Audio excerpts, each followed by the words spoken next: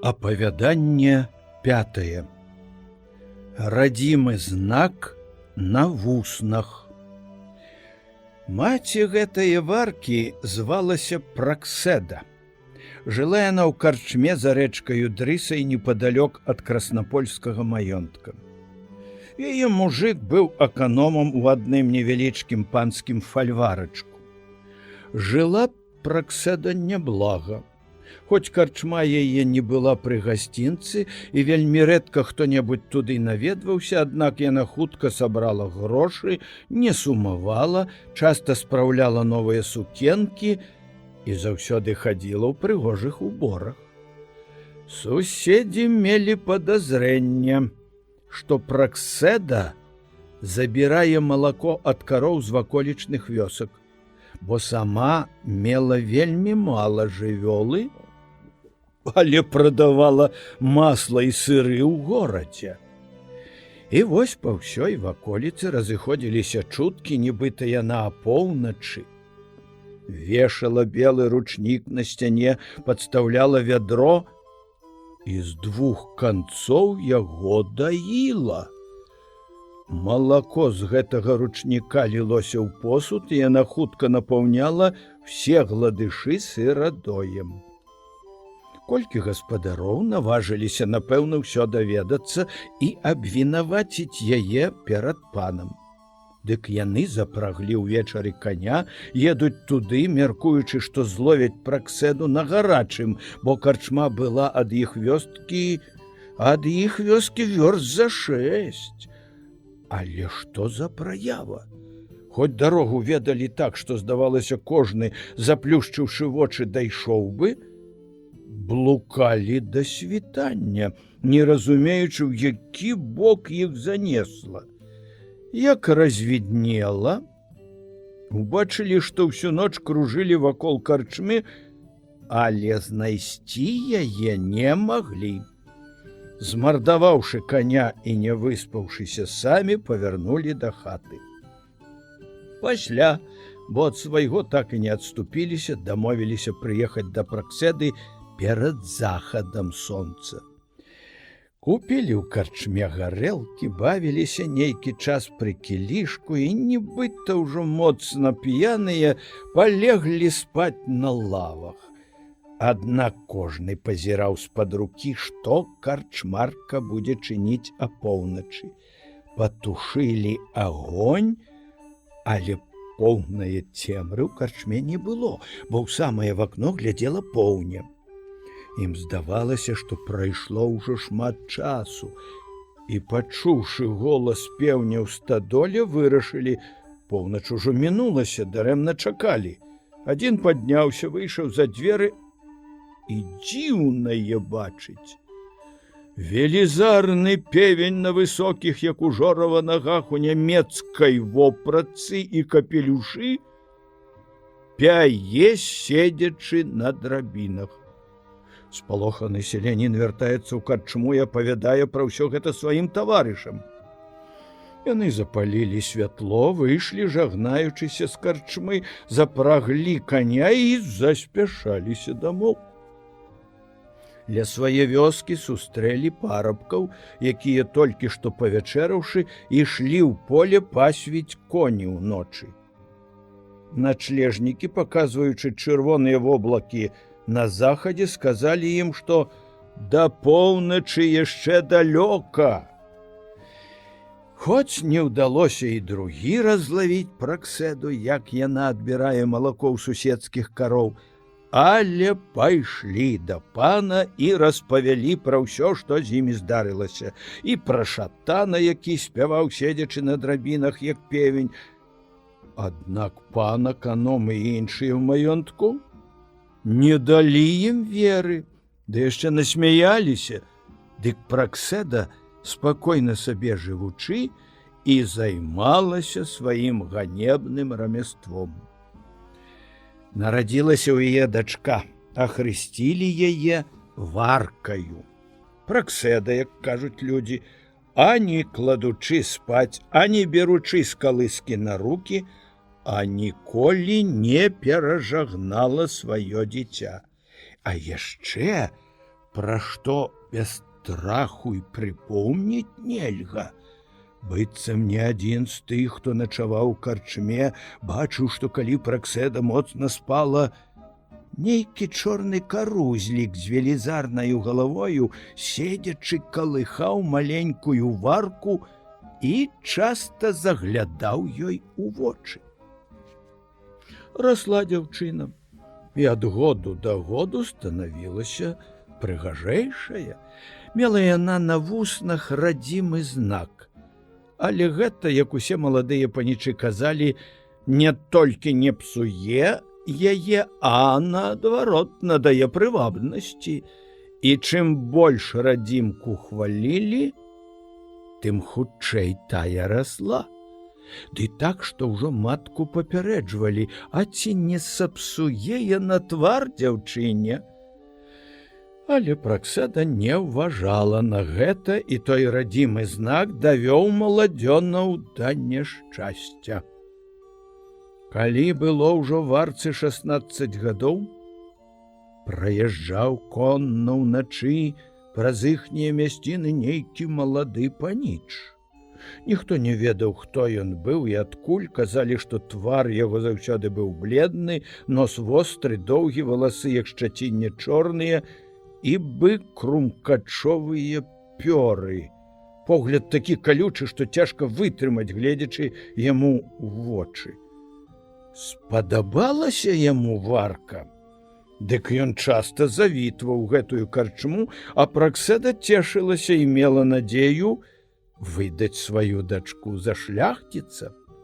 Праз нейкі час радзімка на вуснах у варкі яшчэ хутчэй пачала расці, а людзі ў вёсцы шапталіся між сабою, што, мусіць, той заезджы паніч яе пацалаваў. 18гадовую варку радзімка на вуснах, хоць была ўжо і вялікая, яшчэ не псавала, яшчэ падабалася дваровым хлопцам, і яна любіла, каб яе акружаў гурт залётнікаў. Але ўсімі яна пагарджала, бо маці пераконвала дзяўчыну, што яна выйдзе замуж лепей, чым якая шляхцянка. Раскажу пану, што з гэтага аднаго разу атрымалася. Кахаў варку адзін малады чалавек, які служыў у пана лёкаем і лоўчым, звалі яго Міхась. Ён пачуў, што нібыта дудар Ахрэм строіць кпіны з яго каханае. Расказваў усім, што варку злы дух пацалаваў, бо яна ніколі не жагналася, а таму і той знак на вуснах гэтак вырас. Абразілі лоўчага такія размовы, што зневажалі гонар каханае, і пачаў ён шукаць нагоды, каб адпомсціць Ахрэму і гэтым заслужыць у маці і ў дачкі прыхільнасць. У нядзелю сабралася моладзь у Праксэдзінай карчме. Між імі некалькі лёкаяў і лоўчы прыйшоў з маёнтка.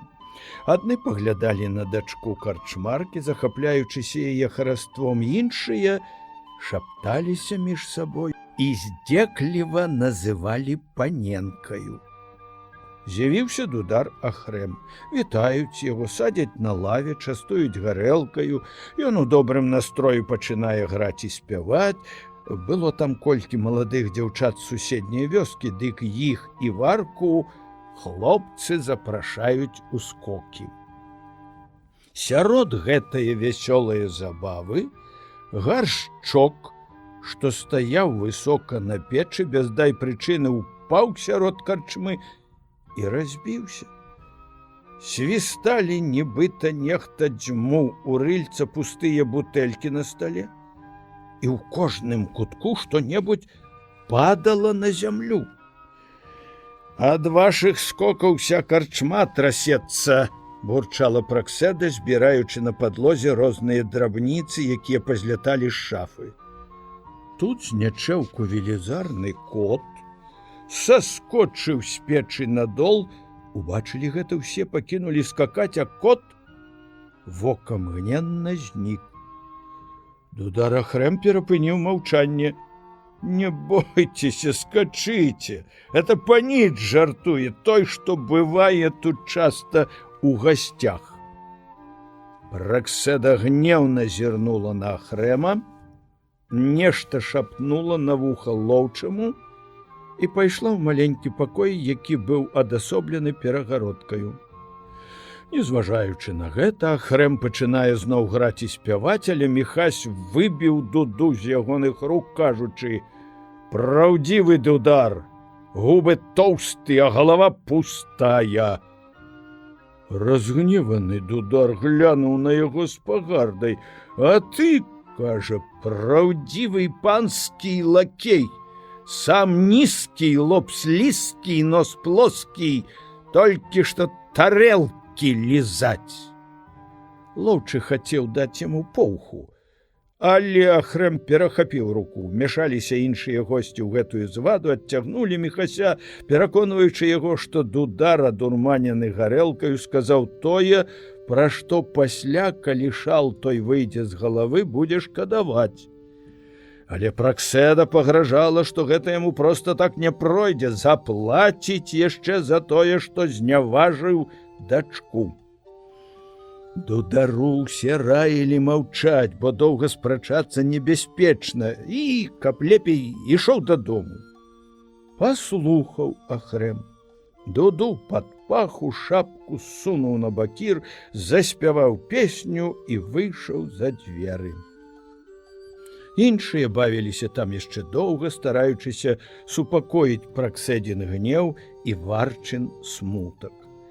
А поўначы адзін за адным госці выходзілі з карчмы, і кожны чуў дарогаю, што ў густым лесе без перастанку грае нехта на дудзе. Усе дзівіліся, не ведаючы, што гэта значыць, якім чынам і з кім Ахрэм трапіў у той дзікі гушчар. Ноч была ціха і пагодлівая, голас дуды чуць ён далёка, рэха адзывалася па ўсёй ваколіцы, у вёсках не змаўкаў сабачы брэх. Гаспадары выходзілі з хат, маракавалі. Ці то лясун завабіў дудара ў тыя гушчары, ці то з ім колькі п'яных гуляе, не памятаючы, што заўтра панядзелак і трэба рана ўставаць на працу. Калі на ўсходзе пачало світаць, начлежнікі, якія былі там з коньмі непадалёку, чуючы, што музыка ў лесе не спыняецца, вырашылі пайсці на голас дуды і пабачыць, што там дзеецца. Прыходзяць у цёмны яловы гушчар і бачаць. Сядзіць на спарахнелай калодзе Ахрэм і грае на дудзе і не чуе, што прыйшлі людзі. Адзін начлежнік, крануўшы яго за плячо, кажа: «У імя айца і сына, што з табою зрабілася, каму ты граеш всю ноч у гэтым лесе?» Ледзь сказаў ён гэта, дуда выпала у Ахрэма з рук, і ён нібы ўвесь здранцвеў, твар пачарнеў, слова вымавіць не можа. Начлежнікі ўзялі яго пад рукі, вывелі з лесу і, пасадзеўшы на коня, завезлі дадому. Доўга дудар быў хворы, а пасля пра тое здарэнне так апавядаў. Калі ён выйшаў з карчмы і, спяваючы, вяртаўся да хаты, сустрэў яго на дарозе нехта нібыта знаёмы, голасам і постаццю зусім падобны да ягонага кума, і так пачаў размову. «Адкуль і куды ты ідзеш?» «Быў у Праксэдзінай карчме, а цяпер вяртаюся дадому». «Так рана ідзеш дадому? Можа, табе там было сумна, і варка табе ўжо не да сэрца? Пекная дзяўчына, а радзімы знак на вуснах больш ёй пасуе, чым жомчуг багатым паненкам». «Куме, пляцеш ты лухту», — сказаў Ахрэм. «Нейкі там паніч выдумаў, што радзімка прыгожая, дык і іншыя паўтараюць, але ўбачы, што будзе пасля, яна вырасце і так ёй сапсуе твар, што ніхто потым і глянуць не захоча. Ай, куме, які ты дзіўны. Адкуль ты ведаеш, што радзімка сапсуе твар? Сказаў бы табе, ды баюся. Лоўчы Міхай, што кахае яе, шалёны чалавек, хацеў мяне біць за праўду. І Праксэда так наляцела, што мусіў уцякаць з карчмы. Якую ж ты ім праўду сказаў? Не кажы толькі, куме, нікому. Сказаў я, што яе д'ябал пацалаваў. Ай, ну і дзівак. Так, размаўляючы, дайшлі яны да вёскі. У кумавай хаце гарыць святло і поўна гасцей.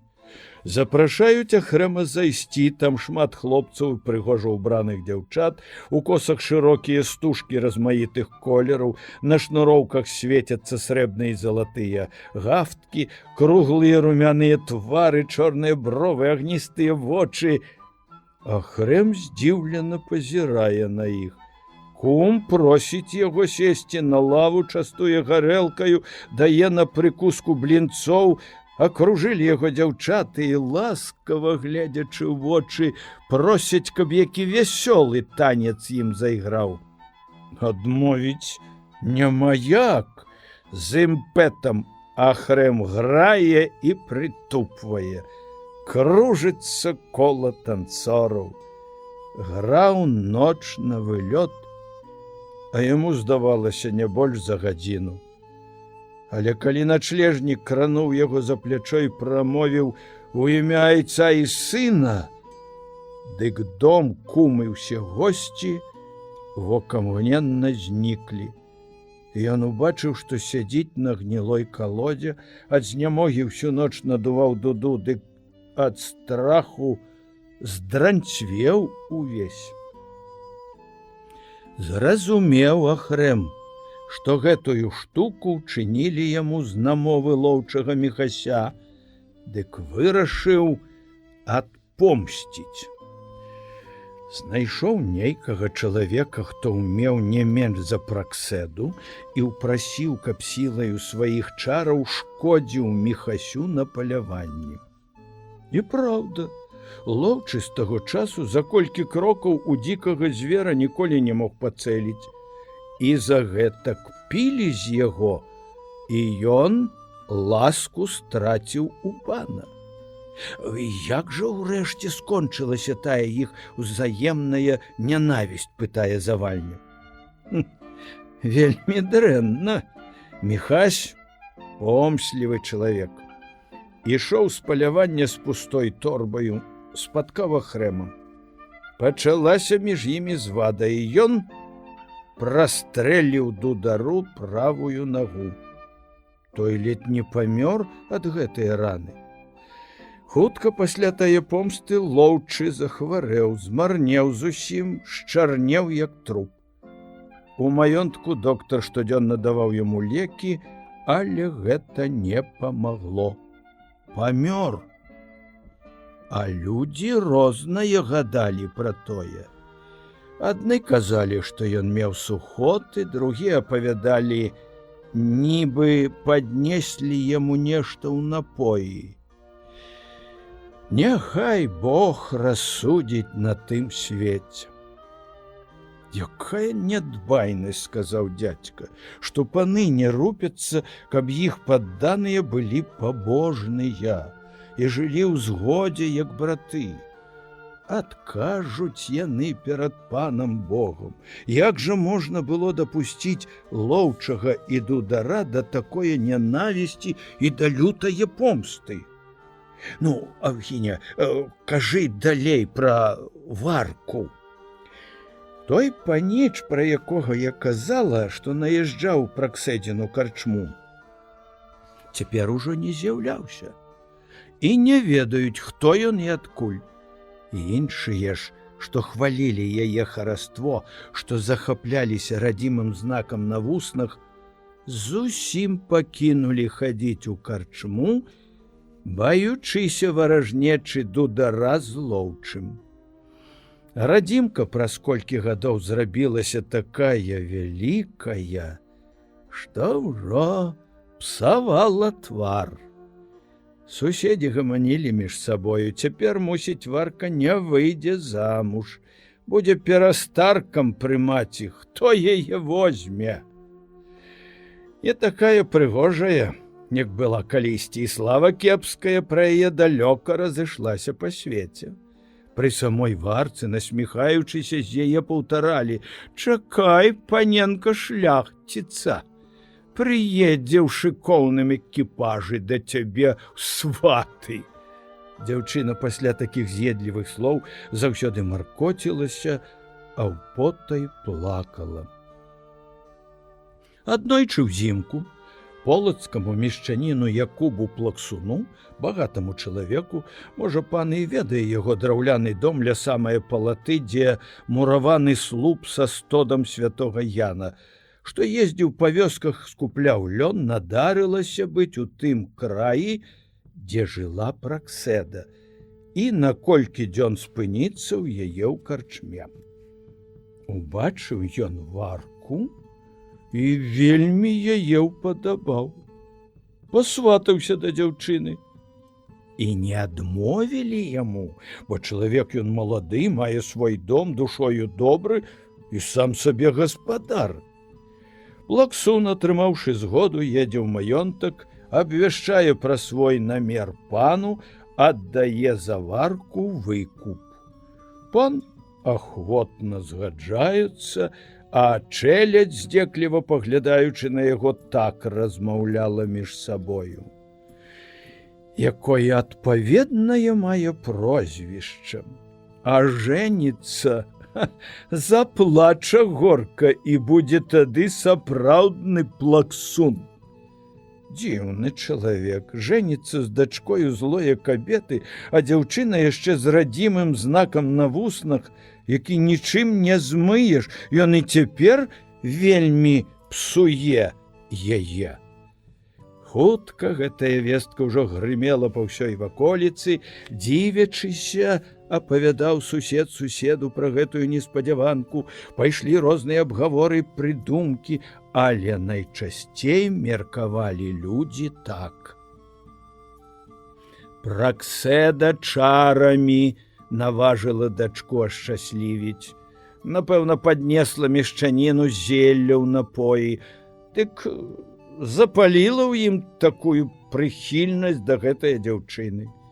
Некаторыя, што зайздросцілі Варчынаму шчасцю, дрэнна гаварылі пра яе нарачонаму, прадказваючы яму вялікую бяду. Але ён так кахаў Варку, што нікому не хацеў даваць веры. Прыехаў Плаксун у Полацак і, не адкладваючы свайго намеру, ідзе ў кляштар да езуітаў.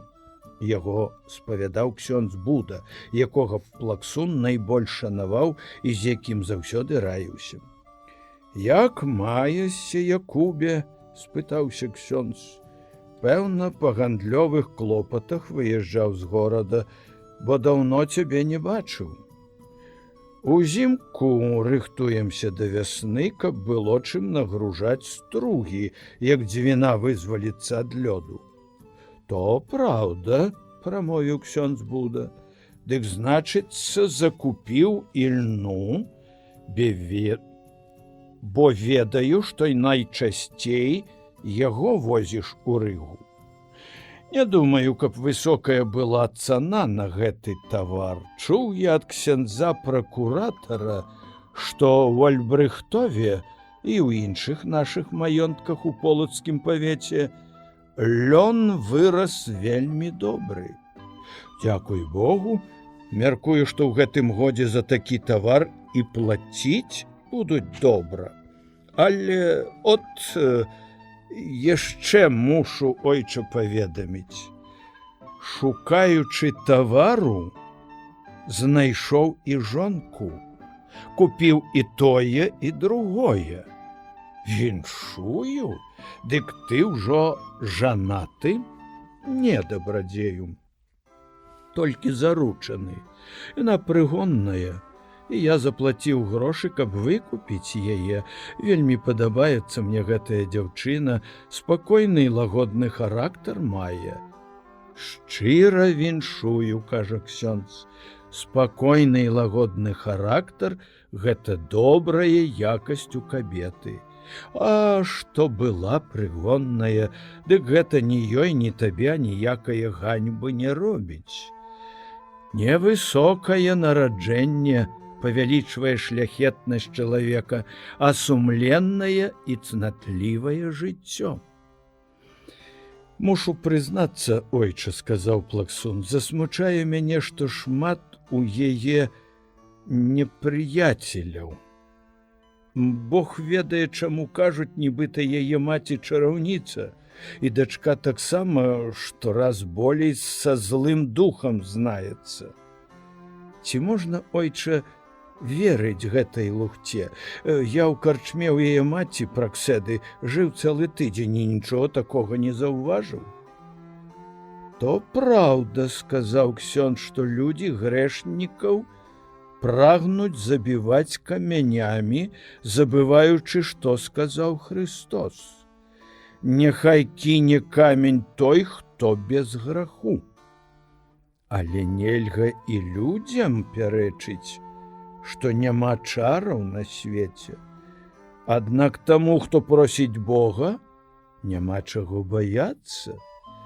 Памаліцеся з нарачонаю перад шлюбам і паспавядайцеся. Я цябе дабраслаўляю і аддаю пад Божую апеку. Вось два абразкі Божае маці, яны пасвянцоныя і маюць здольнасць адпускаць грахі. Адзін табе, другі тваёй будучай жонцы. Жывіце з Богам, і Бог вас не пакіне. Плаксун, атрымаўшы дабраславенне ад свайго спаведніка, загадаў пашыць яму ядвабную сукенку нарачонай, накупляў ёй дарагіх хустак і каснікоў, наняў гарадскіх музыкаў, запрасіў шмат сваіх знаёмых і сяброў з багатымі дарункамі і дружынаю прыязджае да варкі. Маці, бацька, якога пан вызваліў ад працы на дзень вяселля, і дачка сустрэлі яго з невыказнай радасцю. Плаксун паднёс варцы шыкоўныя падарункі абразок, якім дабраславіў яго ксёндз Буда. Прыняла дзяўчына ўсё гэта з удзячнасцю, бо шчыра ацаніла яго прыхільнасць. Назаўтра маладыя перад шлюбам выканалі старанна ўсё, што ксёндз радзіў. Пачынаецца шумнае вяселле, прыйшло колькі гаспадароў суседніх вёсак, чэлядзь вызвалілі ад працы, і іншыя цікаўныя з блізкай ваколіцы сабраліся на бяседу. Все задумліва пазіралі на варку, багата ўбраная, прыгожы твар, а радзімы знак на вуснах зрабіўся такі маленькі, што ледзь яго ўбачыць можна. Зайграла музыка, моладзь скача, п'юць віно за здароўе маладых, зычаць ім багацця, шчасця і доўгага веку. Не спынялася вясёлая забава да позняе пары. Ноч была спакойная, і на чыстым небе свяціліся все зоркі. А поўначы чуюць госці, як ляснуў моцны бізун. Паглядзелі ў вакно. Спынілася каля карчмы карэта. 6 чорных коней на козлах, фурман, ззаду лёкае ў багатых ліўрэях. Выбягаюць Плаксун і Праксэда з мужиком, і тут на вачах ва ўсяе грамады коні, карэта і лёкаі зніклі. Уражаныя вяртаюцца ў карчму Плаксун з цесцем, Праксэда ж неспакойная, бледная, як нябожчыца.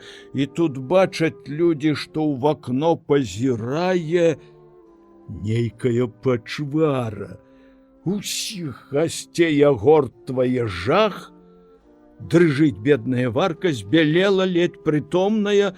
Супакойся, суцяшае яе мужик, Бог апякуецца намі і просіць гасцей, каб весяліліся, не зважаючы на гэтыя цуды і страхі. Лютая бура завыла за сцяною, задрыжала ўся будова. Віхор сарваў дах з карчмы, і не пра весялосць думалі ў той час усе, а шапталі стоячы малітвы. Госці з суседніх вёсак, як толькі пачало світаць, вярнуліся дамоў, а Плаксун з жонкаю, цешчай усім сваім почтам выехаў у Полацак. Пакінутая без даху карчма і сёння стаіць пустая. Праксэда, як атрымала волю ад пана, жыла пры дачцэ і, кажуць, зусім перамянілася, зрабілася пабожнаю. Кожны дзень слухала святую імшу, адбывала рэкалекцыі, выконвала ўсе рэлігійныя абавязкі там, у доме Плаксуна, і памерла. А вось цяпер пачула я, што і Варка памерла. Ах, яе ўсе любілі ў Полацаку. Яна была надзвычай ціхая, з добрым сэрцам, а ніводзін убогі не пакінуў яе дом без дапамогі і ўцехі. Радзімы знак, які быў яе на вуснах, зусім знік, і, кажуць, была Варка прыгожая, як анёл. Але, паночку гаворачы, не заўважыла, як звечарэла. Познім часам мушу вяртацца да хаты. Цяпер вечар ціхі і ясны, няма чаго баяцца, сказаў Завальня. Ды і да хаты не будзе больш за вярсту. Маю я просьбу. Пан людзям дапамагае, дык мусіць і мне сёння не адмовіць. Блізкім дапамагаць абавязак чалавека, але толькі тады, калі ён мае магчымасць. Хутка каляды, а так здарылася, што не маю цяпер ані каліва жыта. Будь, пане ласкавы, дай хоць колькі гарцаў. Прыйдзе вясна, спатрэбяцца гаспадарам лемяхі і іншыя жалезныя прылады, мой мужык зробіць і заплацім пану, або ў якой патрэбе адслужым. Ахвотна, твой мужык чалавек добры і старанны. Пані Мальгрэта, загадай даць Аўгіне чацвярык жыта, гарнец ячных круп і гарнец гароху. Гэта вам на куццю. Каваліха пакланілася дзядзьку і пайшла з паняй Мальгрэтай у спіжарню.